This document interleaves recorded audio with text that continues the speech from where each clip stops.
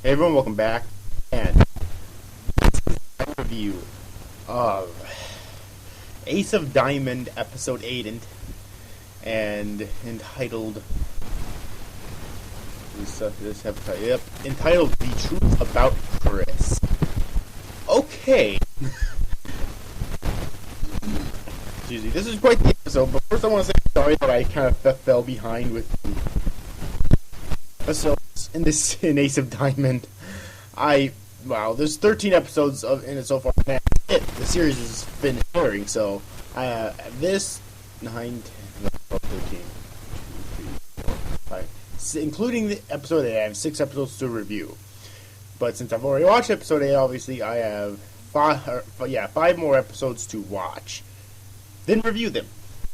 So I've got a lot to do, basically. Okay, but anyways, let's get into this episode.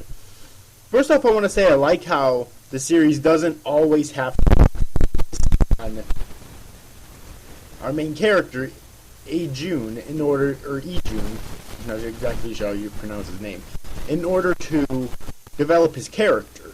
Okay, I like how they're able to focus on other side characters, either by showing them in like really epic scenes. That one pitcher, I forget his name, he's that like incredibly good first year pitcher, or character development scenes include which were Chris towards the end of at the end of this episode, in order to develop Ejun's character, and I really like how this series does that. Alright, for example, like there was that one scene where that one first year pitcher was throwing fastballs to the opposing team, who were like mostly 30 year players, I think. Sorry, I'm kind of stumbling over my words here. And then there was that scene towards the end where he actually gets a character development for Chris, which is actually my favorite scene in the episode, and I'll explain it. I'll explain exactly why. Now, there were a couple of scenes that... Actually, 3 scenes before that. No, 4, actually, scenes before that in this episode. Wow. That kind of hinted towards this, or hinted towards that there was something up with Chris. We just did... It was impossible to tell exactly what it was based on the hints, but we knew that there was something up with Chris. The first scene was when Chris and Ejun were arguing on the field. Alright, and Ejun basically says something along the lines of to Chris, you always finish practice early, you're not interested in ascending any higher than what your current abilities dictate, why are you even still playing? And then Chris remarks that that for being an idiot or whatever, he's pretty sharp. And then when he turns around, he says, "Don't end up like me." That was number 1. I thought, okay, what the fuck's up with this dude? Alright. Then I'm trying to remember. Then one of the other scenes, so these 2 scenes happened back to back. Or no, the second scene. I'll talk about this. Okay, this next scene here, I don't know if it happened before or after the first scene I just mentioned, but it's basically where... Actually, I think it may have happened first. It's basically where Ejun ends up showing up at Chris and his 2 roommates' dorm room, and he shows Chris the training regiment that that Chris gave to him, and Chris tells him to do it for the rest of the year, and then he'll work, and then he'll acknowledge him, because he says, you think completing that training regiment puts you on our level.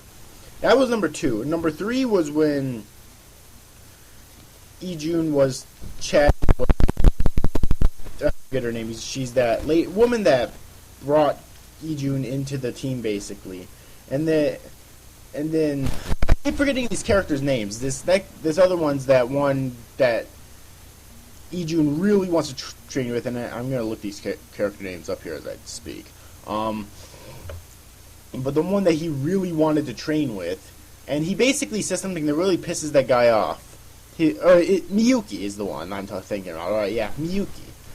And Ijun basically says something that really pisses Miyuki off. He says, you know, he's not interested in getting any better, so why doesn't he just quit? And that really pisses Miyuki off, so Miyuki basically just pins him up against the wall and says, you know, everyone realizes that you want to get stronger, but what he just said there, I can can't just let it go, or whatever. So, alright, so that was number 3, and number 4 was a scene immediately after that, where that one lady is talking with Ijun in a car after it completely fucking stunned Ijun. Mind you. Alright, and they're talking about Chris. That was number 4. And then we get to the scene immediately after that. Where that lady takes Ijun to some sort of unnamed building, and they're looking at Chris doing a training regimen of his own with this other training guy, and we basically learn the truth about Chris. Alright, he wanted to play baseball and get stronger so badly that he actually ended up rupturing the tendons in his arm. So that basically prevented him from being able to excel. He had to drop out of the team for a year, and being forced to do it like that is the same as quitting. Alright, and that's basically why he's so hard on Ijun all the time, and Ijun didn't even realize any of it. Alright, he just thought that Chris was being a douchebag, and up to that point, I just said, okay, I was planning on saying in this review, you know, okay, what the fuck's up with Chris? He's a dick, you know, but now I can't say that. Thanks a lot, fucking anime series. So, yeah, it's really weird, but I love the character development in this episode how Chris's character development helps Ijun's character development. Because Ijun, now realizing this, is fucking stunned, and he rushes into the room, surprising both Chris and Chris's trainer.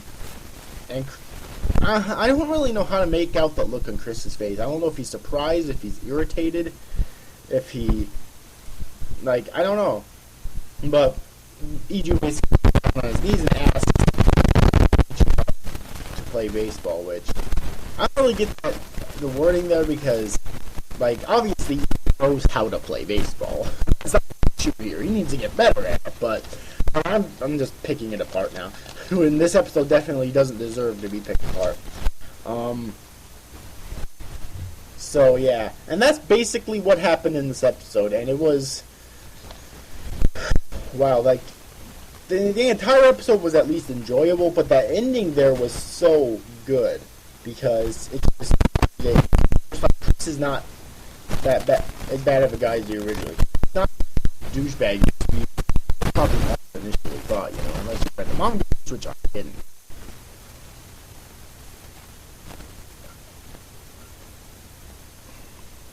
Okay.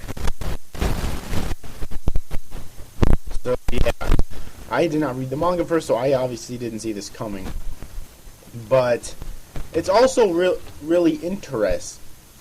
It's also really interesting, and it makes me really wonder where the series is going to go from here, because is, you know, Chris going to accept Ijun's offer, or is he going to basically turn him down again?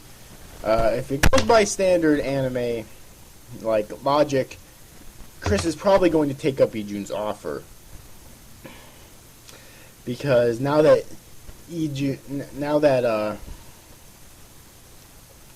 realizes the truth about Chris, he'll probably have a hell of a lot more respect for him. Although considering how much earlier on this pissed off Miyuki, I highly doubt it'll be possible for Ijun to ever get training from Miyuki. Although, if Chris is truly better than Miyuki, and at some point he's able to give Ijun better training than Miyuki could, I don't think Ijun will want that anymore. But, you know, still, It'll be really interesting, and I really do hope that Chris decides to take up June's offer to train him to become a much better pitcher. All right. But anyways, overall, I hope you enjoyed this review, guys. These after guys, thanks for watching. Bye bye.